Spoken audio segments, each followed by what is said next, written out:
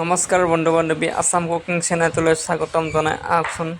পটলৰ আজি নতুন এটা ইউনিক ৰেচিপি লৈ আহিছোঁ। পটল আজি মই বাটাৰেৰে বনাম।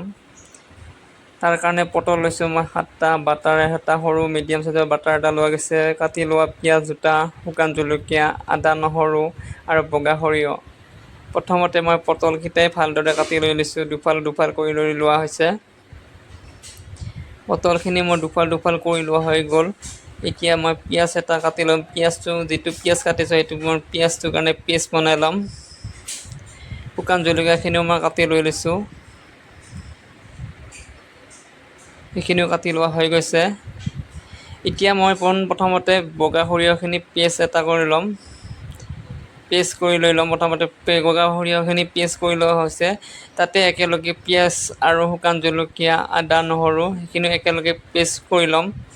অকণমান পানী দিছোঁ, মোৰ সেইখিনি পেষ্ট কৰি লোৱা হৈ গ'ল। বগা সৰিয়হখিনিও পেষ্ট কৰি লোৱা হ'ল, একেলগে পেষ্ট কৰিছোঁ। এতিয়া এটা গ্ৰেভিটোৰ কাৰণে মই পিঁয়াজ এটা কাটি লৈছোঁ। পিঁয়াজটো মিডিয়াম চাইজকৈ সৰু সৰুকৈ কাটি লৈ লৈছোঁ। পিঁয়াজখিনিও মোৰ কাটি লোৱা হৈ গ'ল।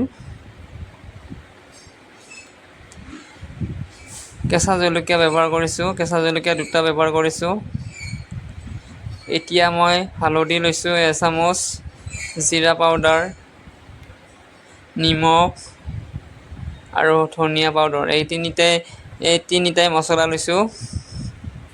এইখিনি মোৰ মছলাখিনি ৰেডি কৰি লোৱা হৈ গৈছে। প্ৰথমতে কেৰাহীটো মই গৰম হ'ব দিছোঁ। গৰম হৈ তেল দিছোঁ, তাতে 100 গ্ৰাম তেল, হালধি পৰিমাণ হিচাপত দিছোঁ, নিমখ অকণমান পৰিমাণ হিচাপতে দি দিয়া গৈছে। প্ৰথমতে মই পটলখিনি ফ্ৰাই কৰি লৈ লৈছোঁ। মোৰ পটলখিনি ফ্ৰাই কৰি লৈছোঁ। প্ৰথমতে 3 মিনিটৰ কাৰণে পটলৰ ঢাকনিখন মাৰি দিয়া গৈছে। ঢাকনিখন গুচাই আকৌ হেতাখনেৰে ভালদৰে লৰাই দিছোঁ, যাতে পটলখিনিও দৈ নাযায় বা তলত লাগি নাযায়।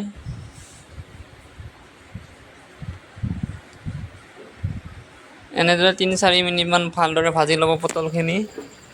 ওপৰৰ সেউজীয়া অংশখিনি দিব লাগিব। হালধীয়া পৰিলে নুমাই দিব।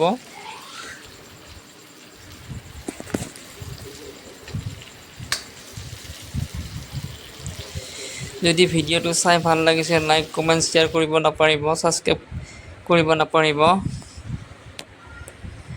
নতুন নতুন ভিডিঅ'বোৰ পাই থাকিব।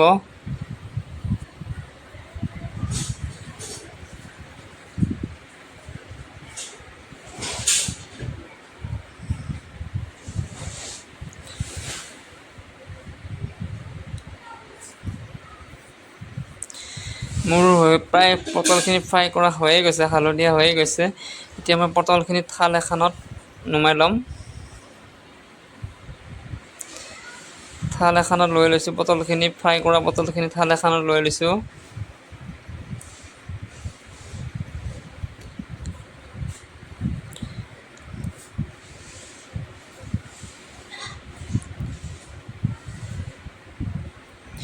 পটল ফ্ৰাই কৰা হৈ গ'ল মোৰ। এতিয়া বাকী যিখিনি তেল ৰৈ গ'ল, তাতে মই এতিয়া পিঁয়াজখিনি ফ্ৰাই কৰি ল'ম। প্ৰথমতে পিঁয়াজখিনি দি দিছোঁ, লগত কেঁচা জলকীয়া কাটি লোৱাখিনিও দি দিছোঁ। এইখিনিও 2 মিনিটমান মই ভালদৰে ভাজি ল'ম, অলপ ৰঙচুৱা কৰি ল'ম।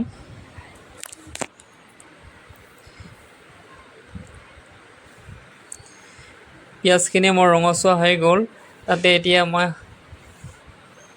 বাটাৰ এচামুচ প্ৰথমতে দি দিছোঁ।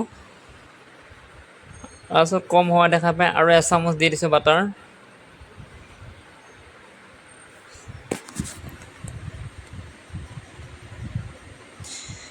বাটাৰ দি দিয়া গৈছে।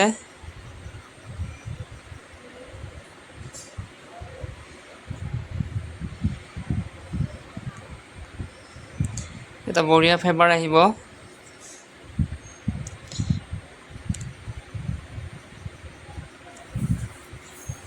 এতিয়া হালধি, জিৰা পাউডাৰ, ধনিয়া পাউডাৰ এইখিনিও ভালদৰে একেলগে ভাজি লৈছোঁ। নিমখ দিছোঁ, সোৱাদ হিচাপত দি দিছোঁ নিমখটো।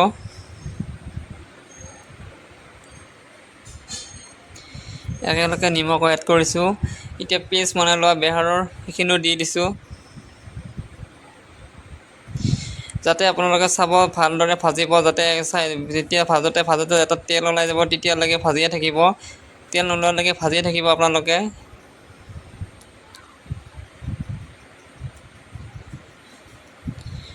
এতিয়া চাওকচোন আপোনালোকে দেখিছেনে কাষে এতিয়া মই ফ্ৰাই কৰি লোৱা পটলখিনিও তাতে দি দিম। 2 মিনিটমান ভালদৰে ভাজি ল'ম। 2 মিনিটমান ভালদৰে ভাজি ল'ম।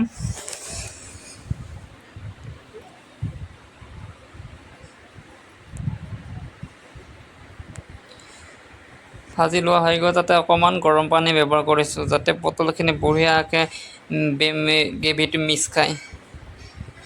গ্ৰেভিখিনি যদি ভালকৈ মিক্স হৈ যায়, সেইকাৰণে অকণমান পানী ব্যৱহাৰ কৰিছোঁ।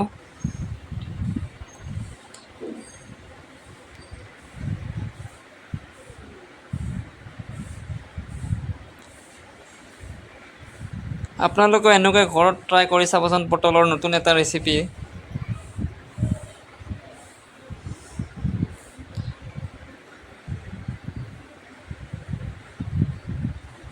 পানী অকণমান দিছোঁ আৰু অলপ কমি যোৱাৰ কাৰণে অকণমান দি দিছোঁ। আকৌ গৰম পানী ব্যৱহাৰ কৰিব, ঠাণ্ডা পানী নিদিব।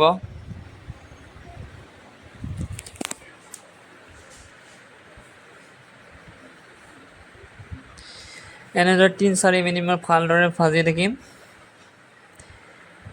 ভালদৰে অলপকৈ গেছৰ ভলিউমটো অলপ কমাই ৰাখিব, যাতে বেছিকৈও দিব নালাগে গেছৰ ভলিউমটো।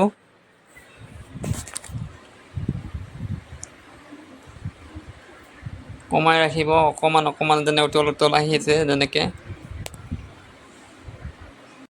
পটলৰ তৰকাৰীখন প্ৰায় হৈয়ে গৈছে। এতিয়া পটলৰ তৰকাৰীখন নমাই দিম। ধুনীয়াকৈ নমাই দিম। থাল এখন লৈ ল'ম, পটলখিনি তাতে থৈ দিম আৰু ৰাতিৰ সাঁজটো এতিয়া খাই দিম আৰু ভাত। পটলৰ ৰেচিপি দি পটল গ্ৰেভি দি খাই দিম আৰু ৰাতিৰ সাঁজটো ভাত। ভিডিঅ'টো আজিলৈ ইমানতে শেষ হ'ল। আপোনালোকে ভিডিঅ'টো চোৱাৰ বাবে বহুত ধন্যবাদ। আকৌ নেক্সট ভিডিঅ'ত লগ পাম আপোনালোকক। ধন্যবাদ। জয় আই অসম।